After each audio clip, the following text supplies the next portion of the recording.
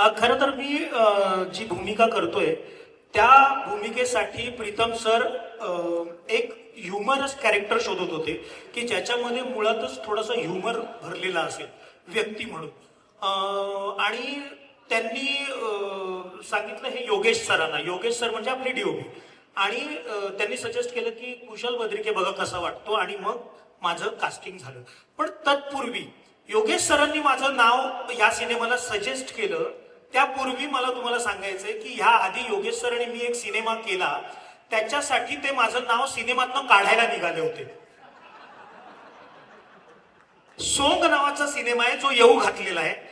तर त्या ज्या दिग्दर्शिका आहेत शफाक खान म्हणून मॅम, तर त्या म्हणाले की आपण कुशल बद्रिके यांना घेऊन सिनेमा करूया. तर हे म्हणाले की काय आहे की आपण कमी लाईट घेऊन चाललोय, कमी लाईटवर शूट करतोय, आणि कुशल बद्रिके नावाचा जो नट आहे त्याचा एकूण रंग बघता हा तर याचा दात आणि माझे रंग, तर ह्याचा एकूण रंग बघता आपल्याला एक्स्ट्रा लाईट्स लागतील. तर माझं कास्टिंग हे अभिनयावर कमी आणि मी खूप जास्त काळात दिसत नाही ना या बेसवर झालं. तर मॅडम त्यांना असं म्हणाले की नाही यार इतना भी काला नाही आहे. फायनली तो सिनेमा आम्ही केला, तो सिनेमा येऊ घातलाय. माझं काम त्यांना बहुतेक आवडलं असेल किंवा स्वतःचं पाप धुवायचं असेल म्हणून माझं नाव सजेस्ट केलं. पण मला असं वाटतं की जे काही असेल,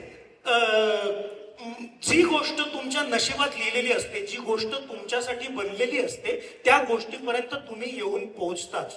तर मला असं वाटतं जसं संदीपचं नाव सातबाऱ्यावर आलं तसं माझा जीवनाकडचा प्रवास तिथे सुरू झालेला असावा. म्हणजे सांगतो कारण ह्या सिनेमात अरे बापरे हे सांगायचं नाही ना की ह्या सिनेमात काय होतं माझ्या बाबतीत. अरे खूप रिस्ट्रिक्शन काय सांगायचं आणि काय नाही या बाबतीत. पण मी पुढच्याही भागात दिसणार खरं करा.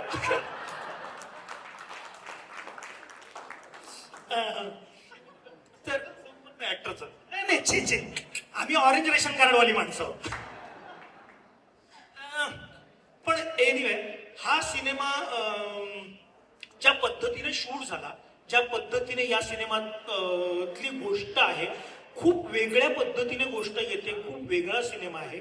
एकीकडे हॉरर आहे, थ्रिलर आहे, कॉमेडी आहे, A to Z गोष्टी तुम्हाला ह्याच्यामध्ये बघायला मिळतील.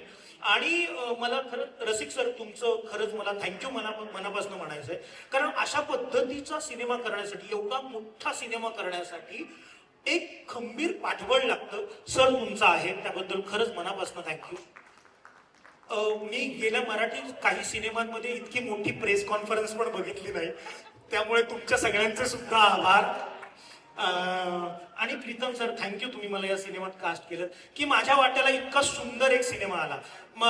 आत्ता संदीप जसं म्हणाला की 2016 मध्ये तो जो चित्रपट होता एक होता काऊ, त्यासाठी मला बेस्ट ऍक्टरचं अवॉर्ड मिळालं होतं.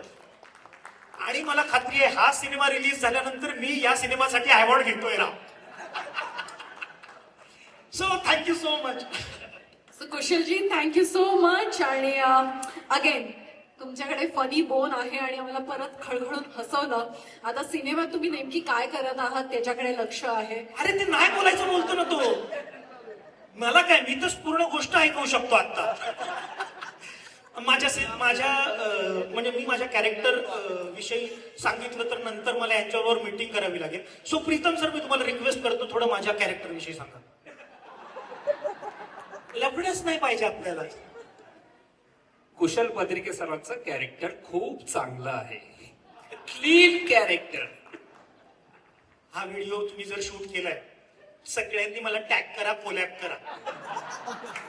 मी रिक्वेस्ट करतो प्लीज हे करा. इथे कपिल सर आले. कपिल सर कुठे आहेत? कपिल सर होते आता इथे. कपिल सर हे माझ्या बिल्डिंग मध्ये राहतात. सर हे आपल्याला पाहिजे आहे सगळं हे कॅरेक्टरचं.